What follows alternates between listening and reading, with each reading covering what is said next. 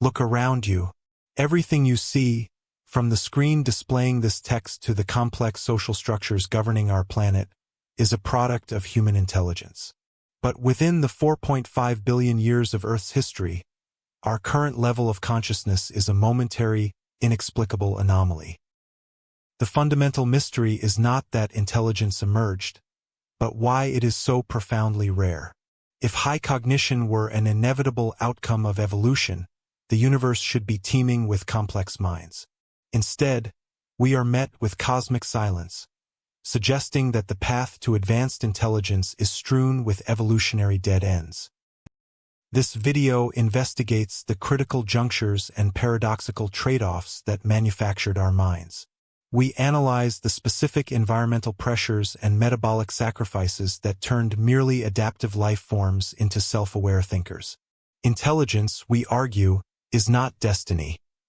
It is a highly specialized, energy-intensive accident. To understand intelligence, we must decouple it from the brain. Even single-celled organisms, like bacteria, exhibit complex problem-solving through quorum sensing, chemically communicating and coordinating strategy. Slime molds, lacking any central nervous system, can navigate mazes and optimize resource allocation.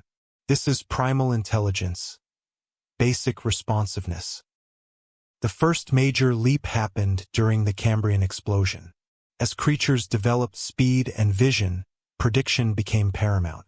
Suddenly, processing information quickly wasn't just useful. It was life or death. An evolutionary arms race began, driving the need for central data processing. This led to the crucial bottleneck, the central nervous system. A centralized network allows for the integration of sensory inputs, stored memory, and motor outputs. This framework, shared by all vertebrates, established the architectural template for high-level cognition, though the processing power was initially minimal. A second key driver was social complexity. In many species, the ability to cooperate, detect deception, and track alliances, a concept known as Machiavellian intelligence, demanded internal modeling of other minds. This social calculation accelerated brain growth well beyond what basic survival required.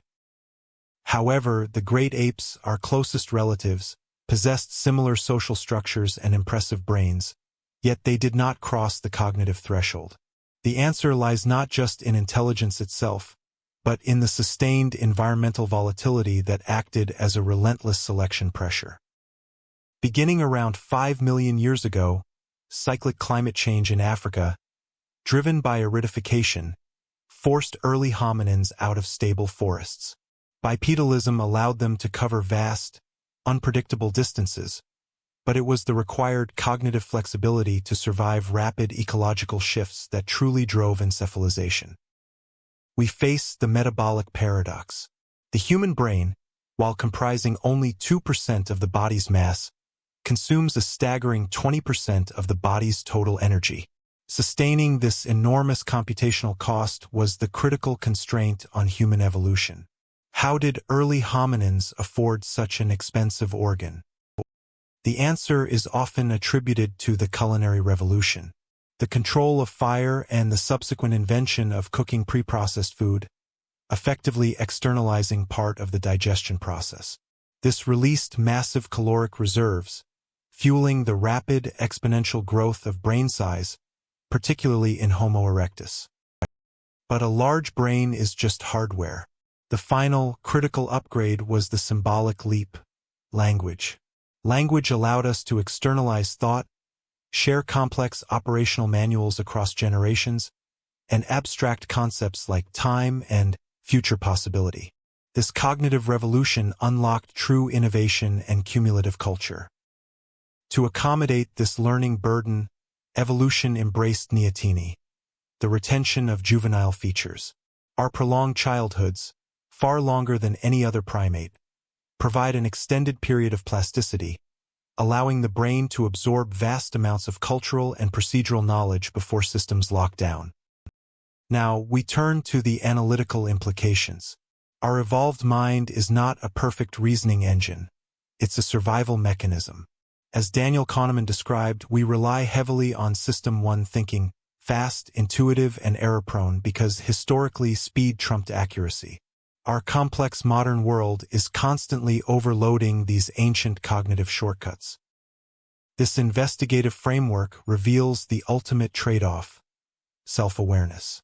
While abstract thought allowed for unparalleled innovation, it also burdened humanity with existential dread, the awareness of mortality, and the capacity for large-scale, self-inflicted destruction. The price of high intelligence is often high anxiety. Finally, we must ask, is further biological evolution even necessary? Having hit metabolic and physical limitations, the next phase of intelligence is likely technological. We are now in the process of offloading our most challenging computational tasks onto external, non-biological substrates. The brain is shifting from being the processor to being the operator. The evolution of intelligence reveals a fragile, highly dependent system. It exists only because a stable planet, specific climate shifts, and available caloric density converged. If any of those variables change, the immense energy expenditure required for our consciousness may become unsustainable.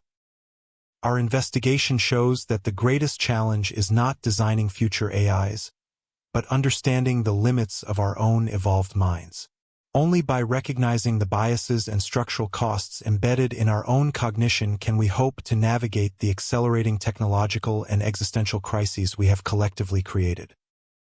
If you found this analytical deep dive compelling and want to explore more inquiries into the nature of reality and mind, make sure to subscribe and enable notifications.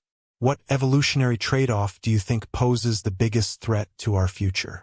Share your insights in the comments below.